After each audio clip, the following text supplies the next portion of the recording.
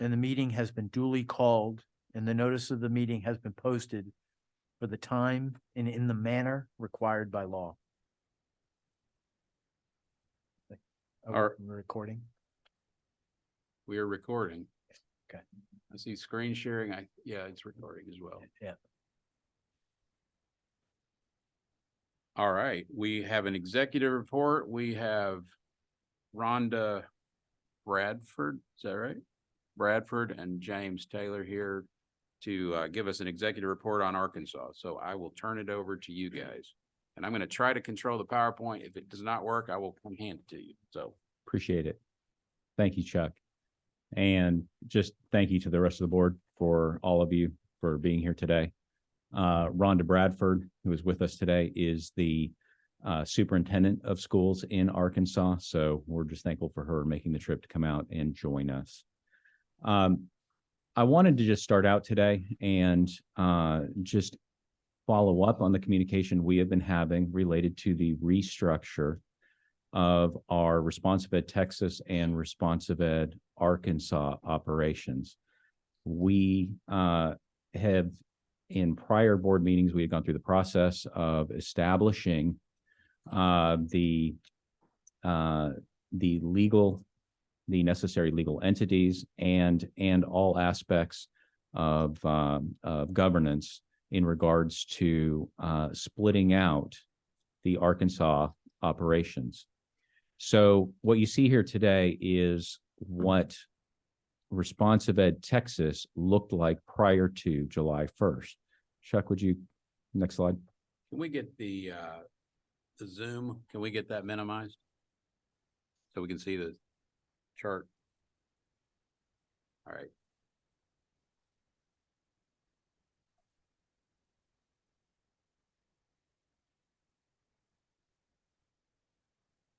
All right, so where do you want me, Right. James? Right here? Right there. Thank you. So as of July 1st, the Arkansas operations have now been separated out into their own 501c3 organization. The name of that organization is Responsive Ed Arkansas. So now Responsive Ed Texas has the Texas charters and all of the operations related to Texas. The Responsive Ed Arkansas has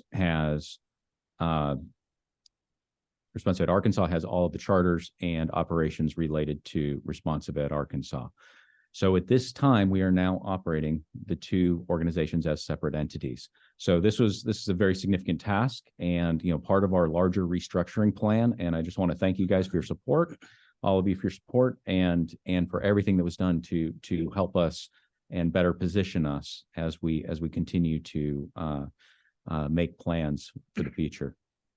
All right, next slide. 3-year process, so it's nice to. 3-year process, exactly right. Okay, this slide, I'm not going to spend time here other than to show that this identifies every campus number, actually every campus number associated with Responsive Ed Arkansas. It just breaks it down. In our founders campuses, we actually have 2 campus numbers, which is why you see so many under the founders. Next slide, please. But if you look at the overview of Responsive Ed Arkansas, we have 4 charters, which include 8 on-site campuses and 2 virtual campuses. Last year, on average, over the course of the year, we served over 2,000 students within our schools.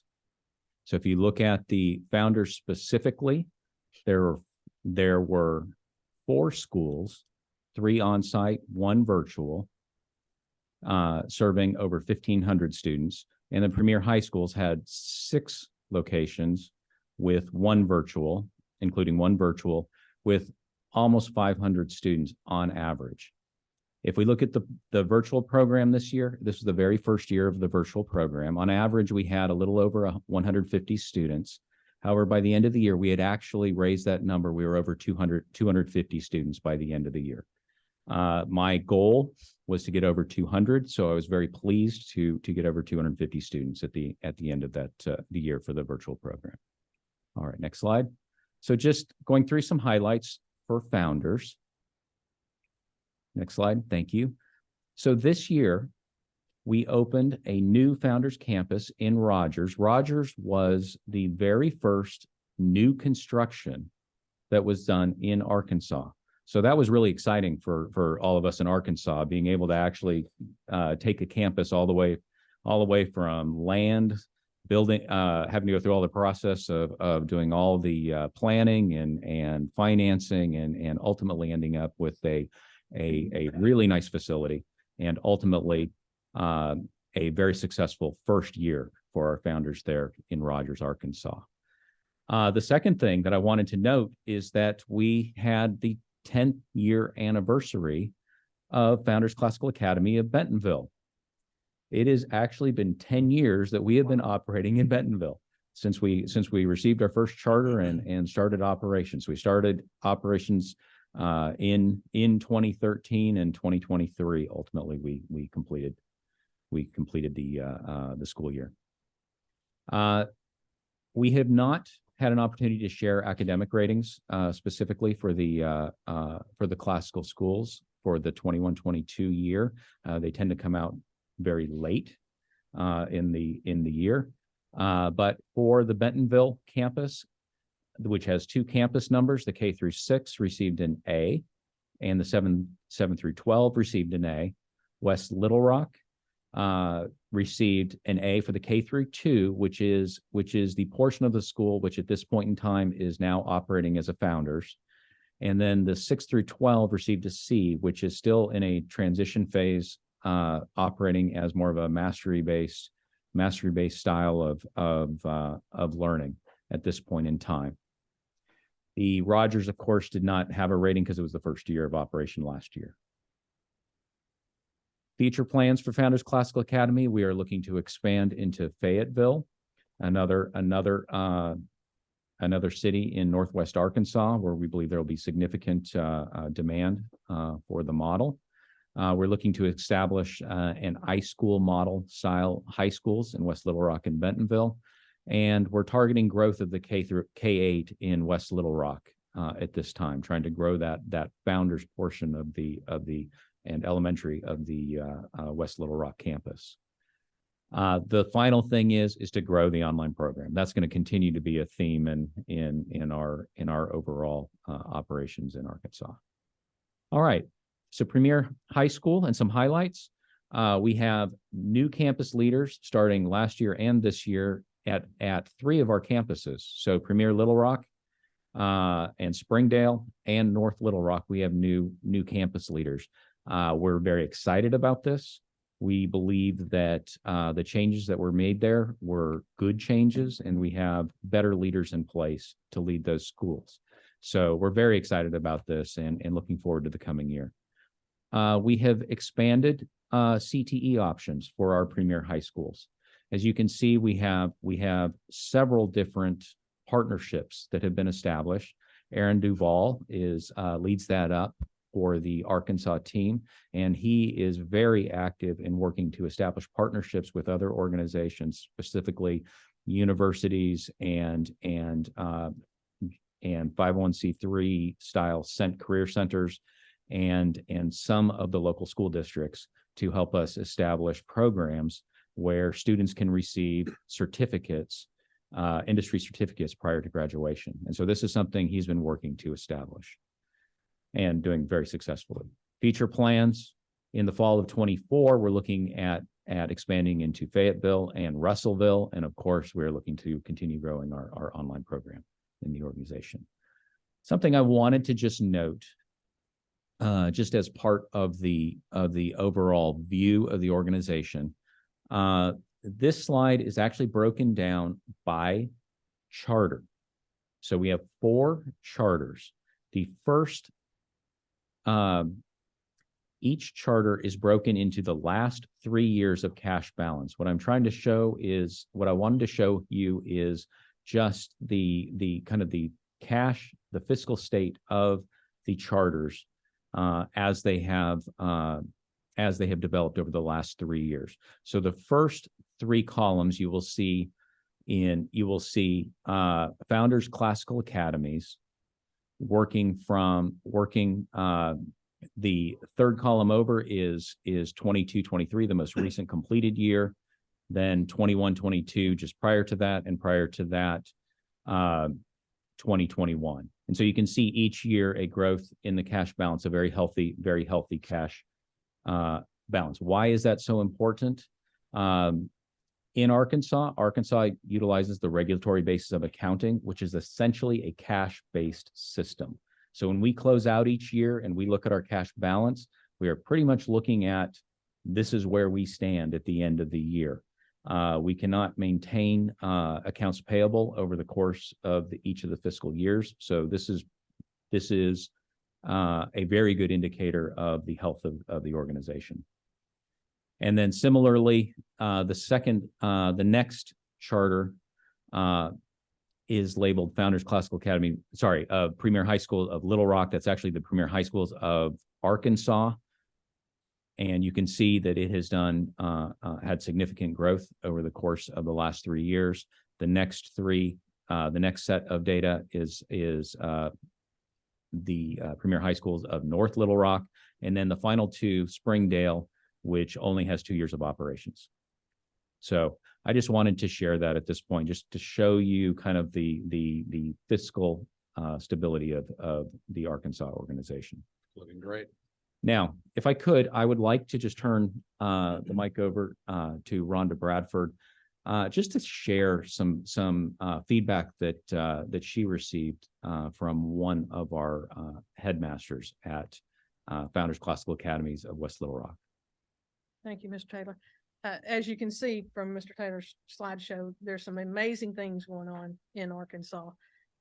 We're excited about what we've done to this point, but also what the future holds.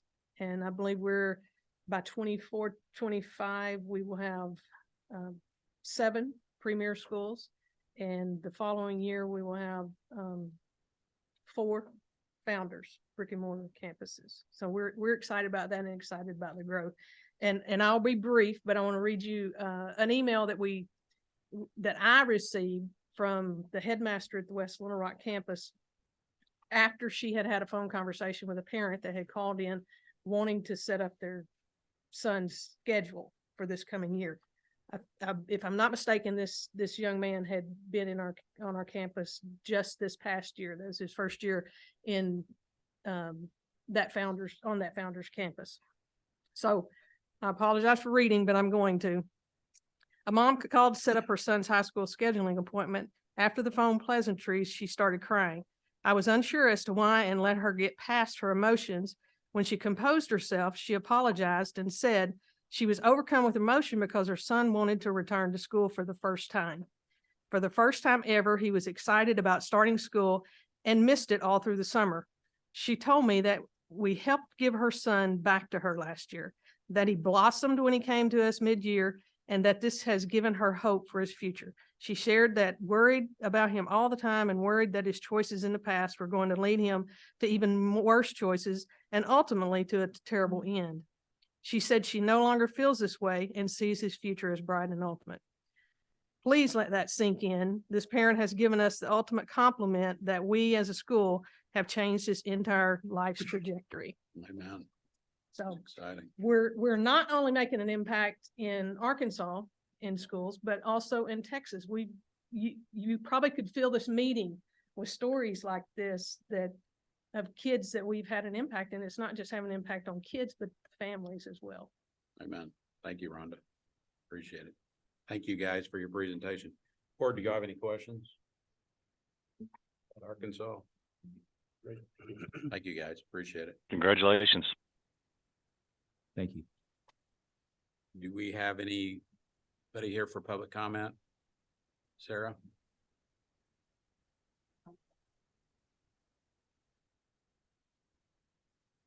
Still struggling to get over the whole idea that it's been open for 10 years. Amazing, isn't it? Kind of quick. Yep. All right, so we're gonna go to consent items. So we have 8 consent items that have been approved by the Responsive Ed Arkansas Advisory Board. And you'll see on the second page when those board meetings happened and when they approved these items. So these are typical items you see every year, this time of year, they are now on this, this year's agenda. So we're asking for approval of consent items 1 through 8. Are there any questions with respect to the consent items? Can I have a motion to approve consent items under D 1 through 8 on the agenda? Motion made. Do I hear a second? Second. Thank you, Marvin. Thank you, Tim. Any objection? Consent items pass. Approval passes unanimously. Anything else for the board? That is it for Arkansas. Meeting is adjourned. Thank you.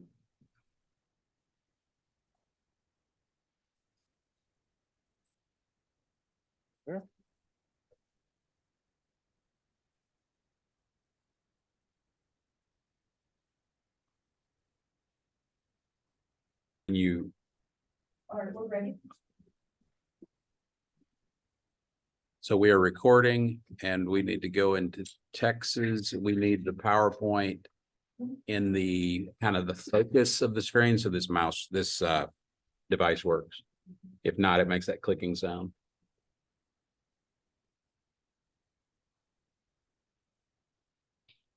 I can call it to order. Is that what you just said, Sarah? Okay.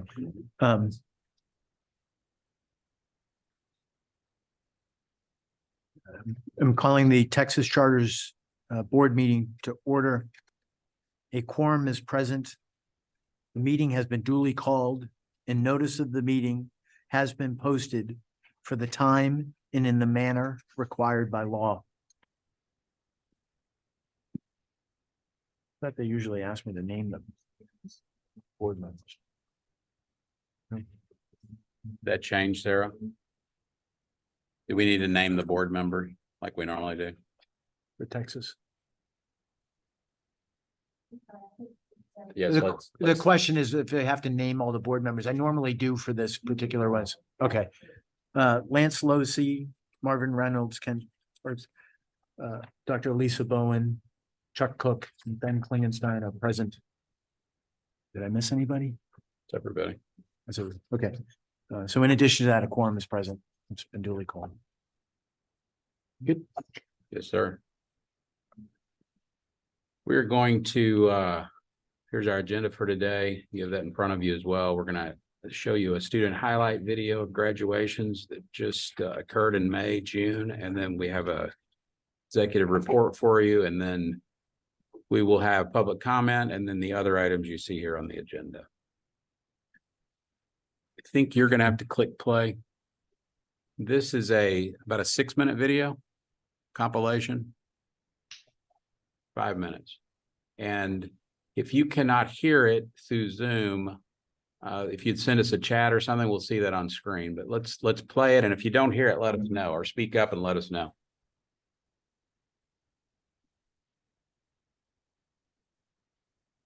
I want to be a lineman, specifically an aerial lineman. And we found Premier, and Premier actually helped me a lot.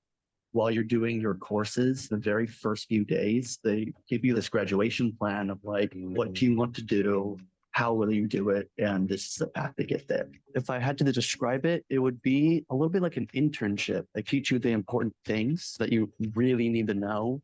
My CTE courses are helping me learn the safety and learn what it is like to work in those scenarios. I'm actually learning things I'll use in the real world.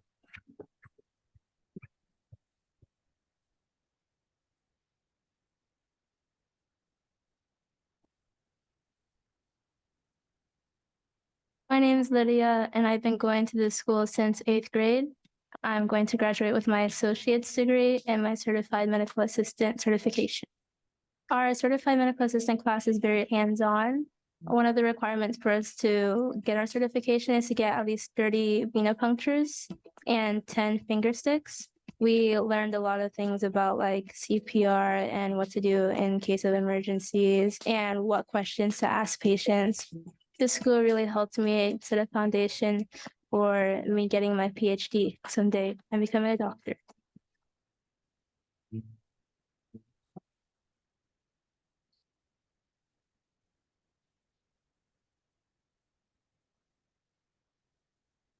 My name is Jackie. I've been coming here since ninth grade. I'm very grateful to the school for giving me the opportunity to work with NASA Hunch, to get my associates, to get my high school diploma. NASA Hunch has probably been one of my favorite parts about going here. This year, I actually competed with edible packaging. We presented in front of a lot of professionals that included engineers, that included especially people from NASA. When we went to Houston, we were there for the competition, but we also got to enjoy going around the NASA museum and like we just got to see like a bunch of rockets. It was a lot of fun. You really get to participate at the school, and I don't think I would have done any of it almost if I'd gone to another school. With my experience here, I'm confident to see what comes next.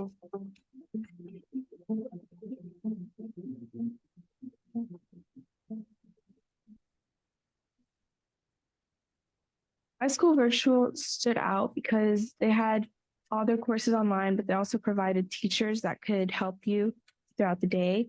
And they also had dual credit, which was what I was really interested in. Success coaches, I would say they helped me a lot. I wanted to have a set plan, so they would help me make that plan so that I could graduate when I wanted to. So iSchool Virtual definitely has given me many tools. I think that as I went here, the teachers showed that I'm not by myself. They showed you always have help and to always ask for help. So now I know to go out there and make connections and ask for help because you can't really do it by yourself. As I attended iSchool Virtual, I'd say that they did help me build myself up to who I am today. I realized that the teachers were always going to be there for me. I'm really glad I found this school.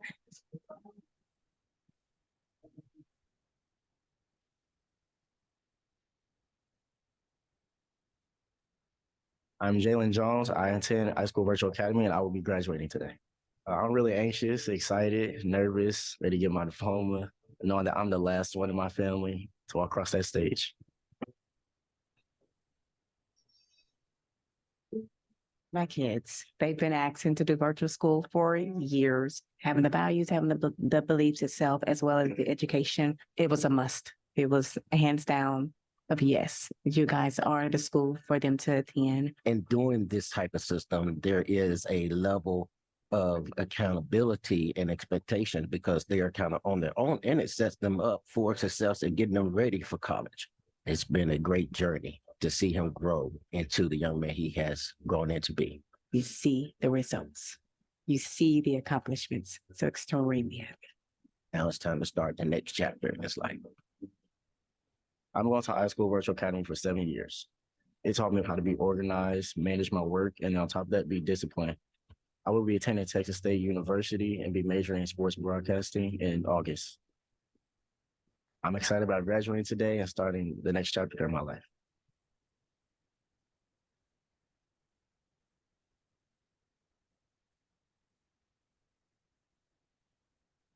I want to be a lineman. All right. So that's a celebration of how we ended the year. We had almost 1,400 graduates last year. You can imagine that. So very exciting what happened last year. And we are going to look for a couple of minutes here about some highlights from what we're looking forward to this next, the fall. Right now, we just started several schools. I think our first school started July 31st, if you can imagine that early. So schools in the swing of things, getting schools open. So I just wanted to highlight a couple of statistics for you by brand, and then I'll recap for the district as a whole, the company as a whole. So you can see here with Premier, you can see 11 campuses have already opened. So far, like I said, we had a school, it was El Paso, the two schools in El Paso opened July 31st. And then we have 35 campuses opening next week, and then all the campuses will be open by that last week of August. We're serving almost 4,000 students and their parents now, their families in the Premier High School brand. And you can see almost 1,400 of the students are new students coming to Premier's. You see here the staffing. We have 61 new educators joining us along with their colleagues. So we have a total of 485 educators in the Premier model. See here at the bottom of the page, you can see new campuses that we've opened, new campus in Mesquite, new campus down in Houston, the Greens Point area. It's actually in partnership with Lone Star College. So we've, for several years, over 10 years, we've had partnership on our iSchool side, that brand, but this is our first premiere at a community college. So it will be located at the Greens Point, the Lone Star College Greens Point location. And then San Angelo, this board's approved the purchase of a new location in San Angelo. So we'll have 2 locations in West Texas at that San Angelo location. Ignite Community School, you can see that we've had 1 campus that's open so far. The 8 remaining will be next week.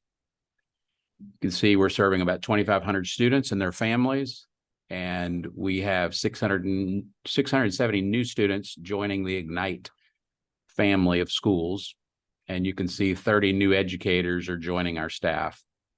New sites, we have Fort Worth pre-K. You see that there. We have 13 new satellites for pre-K 3 in Fort Worth, Tarrant County.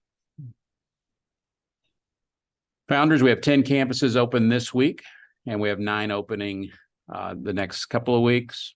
We're going to be serving almost 11,500 students in that model, with 2,553 being new students. And you can see we have 182 new educators joining, educators that will total over 1,000 this next school year. New campuses opening. We have a new campus in West Fort Worth that's opening. We have a campus out in West Texas, Plainview. I've talked to you about this. This was a private school in Plainview that had struggled for several years, and we were able to go in and serve that community with, I think, Mike, they're over about 225 enrolled, 225 students, but that's about 10% of the district population. We have, our application pool represents 10% of a local district total. So it's pretty good. So pretty amazing. Question on the staffing. That 182 makes up some retirements, just general attrition and new hires for growth. For growth. Yes, sir. Do you keep metrics on that for those categories or other categories on staffing? We keep all of that. Do you want to speak to what you're tracking in the HR or founders specifically? Yeah, for actually all the staffing, we have a dashboard that we can make available to the board that talks about attrition, what staffing patterns we have at each of the schools, all of that, and then retirees, who's retired, all that. Okay, can we maybe talk separately after this down the road? Just kind of talk about some metrics, just generally, not just staffing, but other stuff that we can just kind of see. Staffing is a big one to me. That Yeah, absolutely, absolutely. Okay, thanks. And then we are opening the new high school in Prosper, 912 there. Oh, by the way, I don't think those numbers are bad, so there's no concern. I just like to see the statistics and the metrics. Thanks. Thank you. Good question. iSchool Virtual is opening next week. You can see August 14th. There will be 569 new students we'll be serving, and there'll be 7 new educators, total of 289 educators in the virtual program. Quest Collegiate Academy, we have 4 campuses that have opened, and we have 6 campuses opening next week, and then the remaining by the last week of August. And you can see here that we're going to be serving 745 new students. We'll have 38 new educators working with these students. And then totaling all these up together as a company, we've got 27 campuses that have already opened, 58 will be opening next week. And then the remaining campuses, again, by the end of the last week of August. You can see we're serving almost 6,000 new students this next year. And you can see that we have 318 new educators.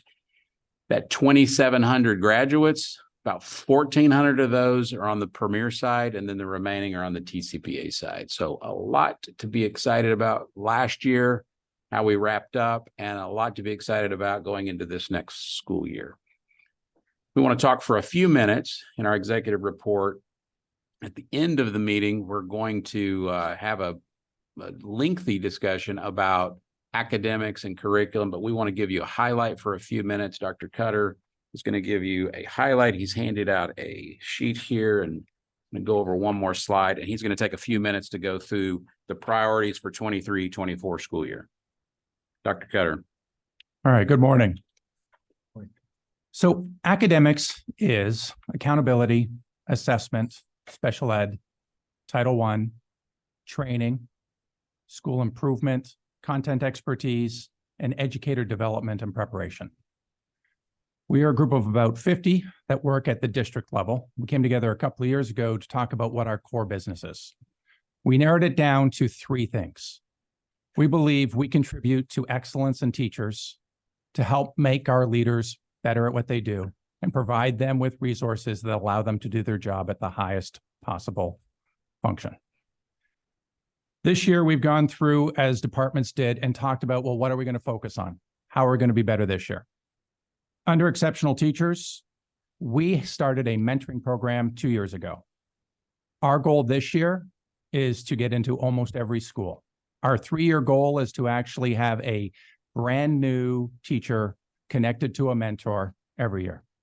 It is the largest group of teachers that are leaving our industry, and we feel like if we can put them with somebody who is experienced, who they have an outlet to, they will be better at what they do, more happy with what they do, and they will stay with us and be more effective with kids. With that, we want to bring new teachers into the industry. After 3 years of writing and 1 year of jumping through hoops, we have an educator preparation program. Susan Thomas, who has joined us this morning, sitting at the end next to Sarah over here, has led that program, creating an application that I think if we were to print it out would be 20,000 pages, thereabouts, because we had to articulate every single thing that we were going to do with these, and they all had benchmarks. We are partnering with marketing starting next month to begin the inaugural class recruitments. They will come on board in January, do a practicum for a couple of weeks in our schools in March. And then hopefully they will intern for an entire year as an acting teacher in one of our Ignite schools next year. First instructional practices. There's research that says that 80% of students get the lesson the first time you teach it. So that's 8 out of 10. Not bad. We spent a lot of time on remediation and all those other things that we want to make sure that what we are doing in the class is as effective as it possibly can be. So this year, we're going to take the time to actually articulate what those are within our system. Deepening into that, we've received a LASSO grant that's going to allow us to talk about math in particular. We've created a committee to actually, and partnered with a outside company called Bellwether to look at what the best instructional strategies and approaches for not just working with all students, but those that are second language and special education. Let's talk about leaders. We've had an Aspiring Leaders, Grow Your Own program for the last couple of years. It has become increasingly popular. Who better than to run our schools than people that have grown up in our system? We couldn't get a full cohort the first year we did it. We had twice as many applications as spaces this year. So we're going to continue doing that. Build leadership expertise. Well, it's great to build the experience, the knowledge base for people who are going to assume a principalship. But what do we do for those that already have the job? What we're going to do this year is every time we have one of the cohorts of aspiring leaders and we have people presenting, they are then going to turn that presentation into a series of video modules that can be housed in our learning management system, can be accessed by our superintendents and RDs and assigned to our existing campus leaders. For example, finance. If there's a person that we have in a building that needs a little brush up on finance, we can assign them that class. Campus improvement. In front of you, you'll see Christian Coker. He is one of our math specialists in the district. We have become increasingly more involved with helping leaders in buildings with their teachers and developing expertise. Christian's area of expertise in math, and he works collaboratively with leaders around their school improvement plans to make sure that their teachers are teaching at a high level when it comes to math. I know nothing with math. I struggled with algebra when I was in college, so maybe we could talk after. We've got some fourth grade stuff coming your way. You got it. Oh, thank you. You will see more of Christian later today. I said that 80% of kids normally get the lesson the first time they hear it. So what about the other 20%? MTSS, a multi-tiered system of support, is a process that schools used to identify what's been learned and what to do with those students that didn't learn it the first time. Small group lesson, remediation, tutoring, those are very common as a tier 2. That would be about 15% of the students. So now you're at 95, counting the 80% that got it the first time. That 5%, those are the ones we want to make sure aren't falling through the gaps. This process allows us to identify what they need and give them the one-on-one intensive support that they deserve. Last but not least, high quality resources. One thing we've learned over the last 4 years is we have a curriculum that we use throughout a lot of our schools that is really good. It's called Bright Thinker. We used it in almost every school when we went to remote learning during COVID, right? We've expanded it over the last year to include kindergarten through 2nd grade. That accountability and assessment department I led with, they are going to spend time this year actually providing data to our curriculum department so that they have the necessary means to evaluate it and make tweaks appropriately. Effective test materials. Testing is a fact of life. We sit in a meeting and we're asked to recall information on the spot all the time. I would say that standardized testing for our students is a precursor to them having that ability. It is a test on what they have learned and can they recall it, right? We spend a lot of time and money on test prep materials. Why don't we spend a little time figuring out which one works best? So that's what we're going to do this year. And last but not least, when you think about special ed, you think about all the services that can be provided, including those that are beyond our natural function, like wraparound services, counseling, therapy, connecting parents with people in the community that can support them beyond it. We've never really articulated it. It's sometimes a mystery to people, and we don't want that to continue. So we are going to actually articulate what it means for our families to be able to access not just SPED, not just title, but everything that's available to them as a resource for their family. Thank you, Dr. Cutter. That is our executive report update for today. Do you have any questions? No. That you've not already asked? Well, just the whole leadership concept is kind of interesting to me because I think a lot of people get a little confused between management and leadership. And I don't know if that's different in the school world as it is in financial services. No, I think there's a place for both, and we teach both. Being able to inspire someone to do something is just as good as managing the people around you to get things done. Good. Thank you.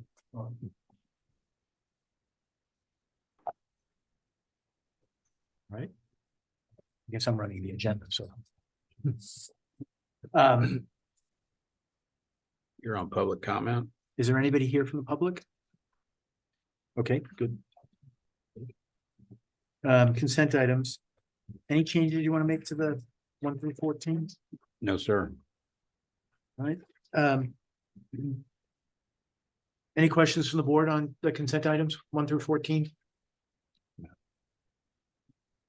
Okay, I'll make a motion to approve consent items E1 through 14 on our agenda.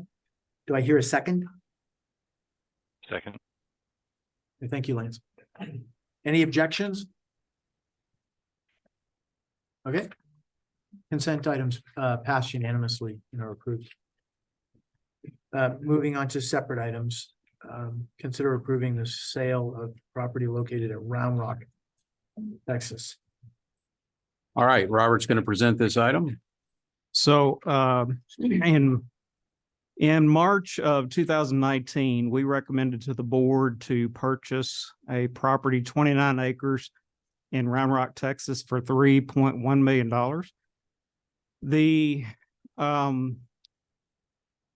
It was located north of a couple of campuses that we have. In the meantime, between the time that we purchased this 29 acres, we were planning to develop it out as a Founders Classical Academy in Round Rock. We, in the meantime of purchasing it, identified a facility south of there that we decided to purchase. So we that was quite a bit a really good deal in the east quadrant of Austin. So we ended up purchasing that property there. So as time kind of went on and we started to continue to work on developing out this this property that we were going to be developing into a Founders, the real estate market continued to get better and better and better as time went on. So we started to consider the possibility of selling this piece of property that we had in Round Rock, since we had this other location that we had purchased. So so we ended up in August of 2022 getting an offer on the property. If you remember, original purchase price $3.1 million. We ended up having a contract in August of 2022 for $6.2 million that we received a offer on. So this organization that purchased the property or wanted to purchase the property in August of 2022 went through their feasibility period. They ended up getting through the feasibility period and ended up backing out of the contract and couldn't purchase didn't end up purchasing the property at that time. So we decided to put it back on the market at the same time. A couple of months later, Chuck, I believe, had received a unsolicited offer from another organization that was interested in purchasing it at about $7.5 million. So we had that offer. And when we received the $7.5 million offer, our real estate agent said he had a couple other developers that were looking in that area to purchase, acreage in this area, and land is at a premium. It's going at a premium price. So we got into a bidding war with a couple of other developers in the area. So on May 26th of 2023, we actually received an offer of $8 million from one of the developers.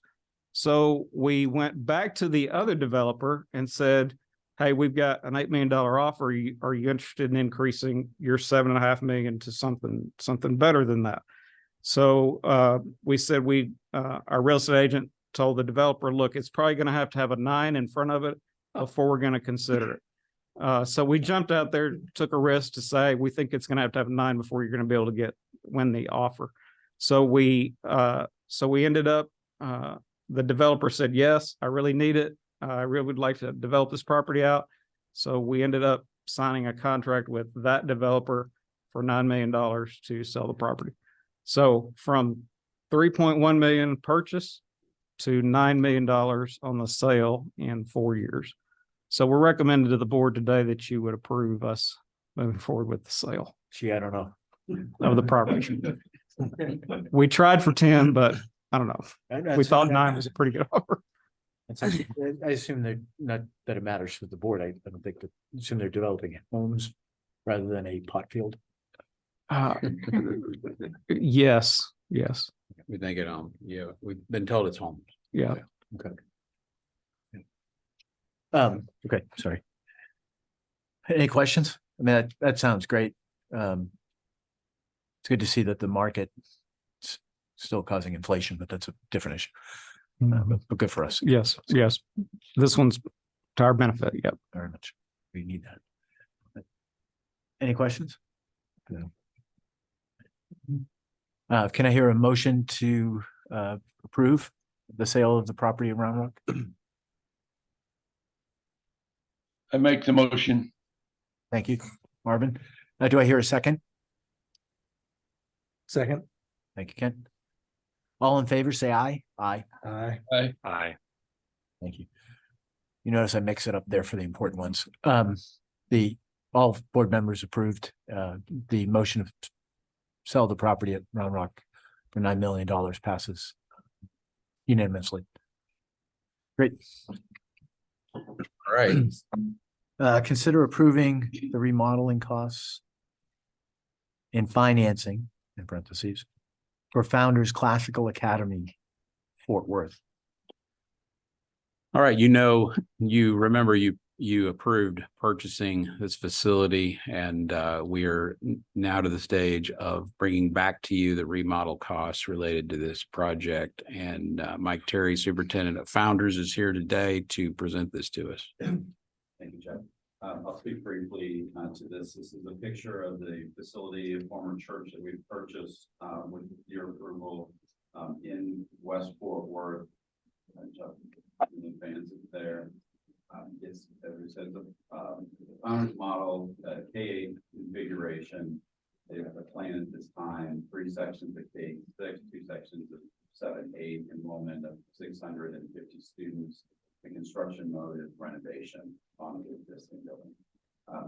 This is the map of the location. It is West Fort Worth. You see 820 and 30 there on the bottom. I've included this aerial photo, so you can see that it's heavily residential in the area, which I think it is. Thank you. Is a promising area for the school to be in.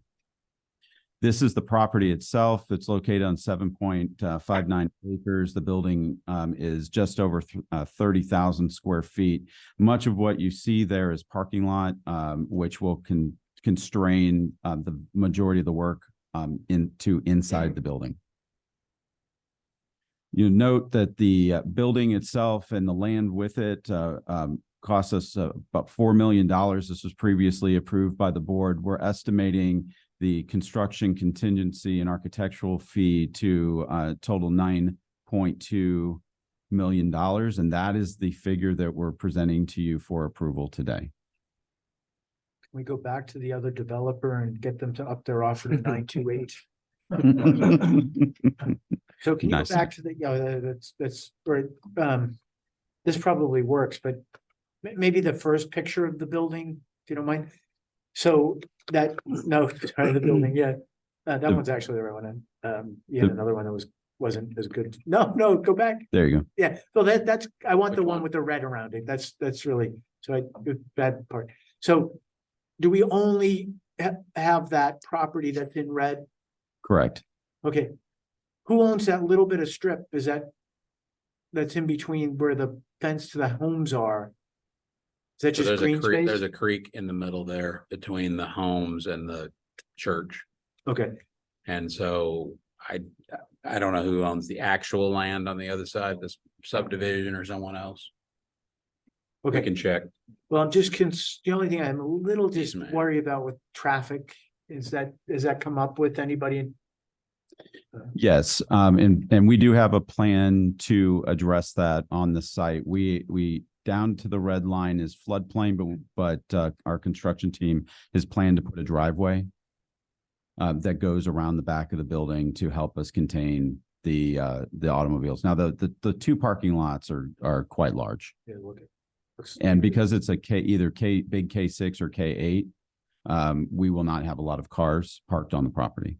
Right, good point, because the students don't have licenses. Yes. But, And you can see that illustrated here. You drive down there. and that will, so driving them to the back of the building keeps the cars from backing up on the street. Yes. Which actually slows traffic. Yes, sir.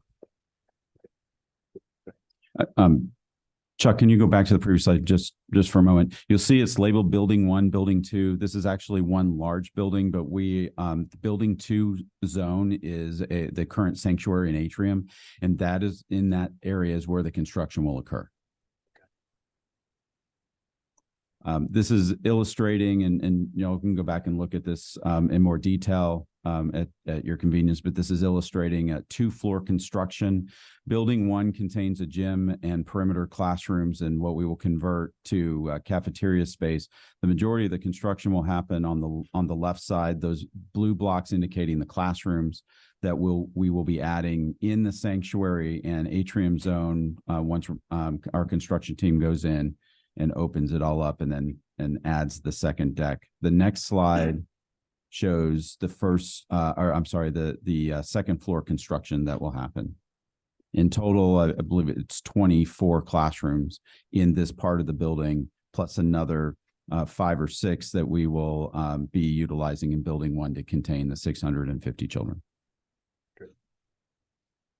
And this is just a show of the projected configuration. It's again, the 3 sections of K6, the 2 per grade, the 2 sections of 7th and 8th grade. As well, we've accounted for some lower numbers in 7th and 8th grade, but this is just to show you the capacity, which we believe is in the 650 range. And on this slide, we have a condensed pro forma. The important numbers, I believe, are our ability to cover our depreciation and the debt. The depreciation is contained in the other costs of 6,400. The debt you see there, debt servicing, we are able to cover the charter expenses, the administration fee, and produce a projected net surplus in the $250,000 or higher range.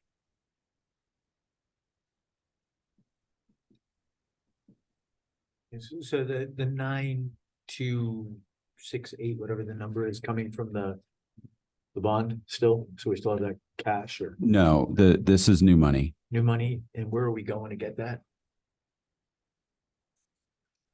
So to start with, we would be paying with cash, but we would look eventually to put it out to a bond and finance it.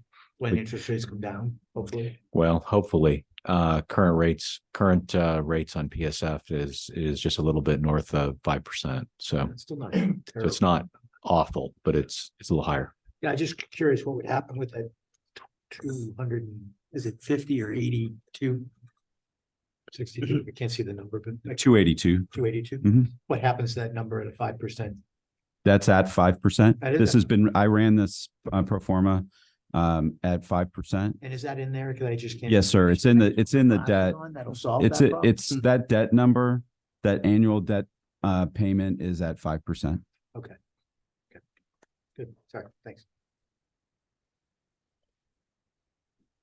So we are asking for approval to move forward with the renovations and the financing potentially tied to this almost $3 million. Do you all have any questions for Mike or anyone else that you might ask? Just one, that we're certain the demand will be there for this 650, 680. Yes, our marketing team has done extensive research on this zone. We don't have much charter school penetration in that area, and the development in White Settlement and the west side of Fort Worth going to the southwest is significant. And they have confirmed that the percentage, so they generally ask that we be able to access 1 to 2% of I believe that's the number, Chris, that they work with of the local ISDs and other public schools, and they have confirmed that is the case. And at some point, can we make the outside look prettier than it does? Well, that's up to Mr. Tompkins to do that and his construction team. Yes, No pressure, Put it back on land. yes, of course. but in a community. I like that, can't do anything about it, but yes. I appreciate it. And it looks like an older building there, but I go by the school in Flower Mound often. Mm, And that's a good looking school. Yeah. Both schools. yes. And this is our first founders in the Fort Worth, Tarrant County area, right? Yes, that's Yes. correct. So maybe potentially additional expansion in the area. Yes, and that would be the Mhm. idea. As a K-8, we would like there to be some destination schools, whether they're in the founders model or one of the other models. So this is a foothold location for us. Okay. Oh, great. Great. Yeah, it looks good. I mean, it's, Fort Worth has, as many, I think, as children in it as Dallas, maybe a little bit more even. This area, so be great to be able to get in there and have multiple parts of our brand be there, or multiple brands be there. It's very similar to the growth, not as extensive, but what you're seeing in Prosper and Briscoe in those areas. So we should go back here to these neighborhoods. Just that whole area is growing very significant. And when you look at our enrollment and wait lists for these K5, K8 grades, Prosper, Frisco, we've got 2,000 at each school. we're looking to see how much of that is kind of overflow between the two, but I've heard one number where it's at least 3,000 between the two schools, so huge numbers. I think we'll be fine here. Yeah, good. I think so too. So, right. Any other questions? Right, do I hear a motion to approve the cost of the remodeling costs of the renovations to the building that was purchased, the property that was purchased in Fort Worth for Founders? So moved. Thank you, Lance. Do I hear a second? Second. Thank you, Marvin. All in favor, say aye. Aye. Aye. Thank you. The board approves unanimously, and the motion to approve the remodeling costs is approved. So I think we go into session now. Yes, sir. More reading.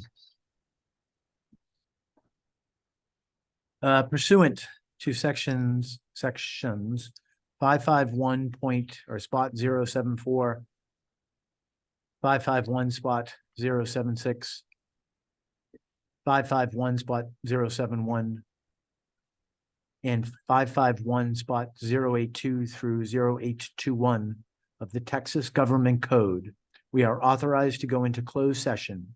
No votes will be taken until we reconvene in open session. Okay, thank you. Thank you. We could Okay. You can say it's recording, yet recording. We're coming back into open session. There are two items that need to be discussed in open session, or motions need to be made. The first is on the security. And I'll make a motion to approve updates to the multi-hazard emergency operations plan to include updates related to House Bill 3 compliance as discussed in closed session. Do I hear a second? Second. Thank you, Marvin. All in favor, say aye. Aye. Aye. There's a little concern there about Lance. Sorry. Aye. Aye, I know I heard you. Thank you. The motion passes unanimously. Forgetting we're recording. The second item is regarding the grievance. And we're going to make a motion to approve the grievance request in part in that we'll make changes for the immediate escalation of matters like these, changes to the policy, immediate or close to immediate training and communication to the headmaster and staff that it's applicable to, and to make an apology for the fact that these policies were not as clear and well updated or clear with respect to escalation of matters of this level. Do I hear a motion to approve? Could I just add one? This isn't necessarily substantive, but in drafting a response to the parents, I guess I just ask that whoever is drafting this bear in mind that you've got parents of a 14-year-old girl who've been through a really traumatic experience in their family, and you know, this is something there's real humans involved here. This was scary, and you know, we've identified an area in which our policies could be better. So I'd like that human compassion to be expressed, and our commitment to the safety and security of our students above all else. And so it's more a request for the tone of our response to be human and acknowledging of what the family's been through. And I don't think the motion needs to be changed, but as far as the record goes, that makes sense. Makes sense. Thank you. So does somebody make a motion to approve? Somebody. I'll second. I can make the motion, or I can call it, not the main. All in favor, say aye. Aye. Aye. The motion passes unanimously. No other matters? Okay, we're adjourned. Thank you very much. It's a good meeting.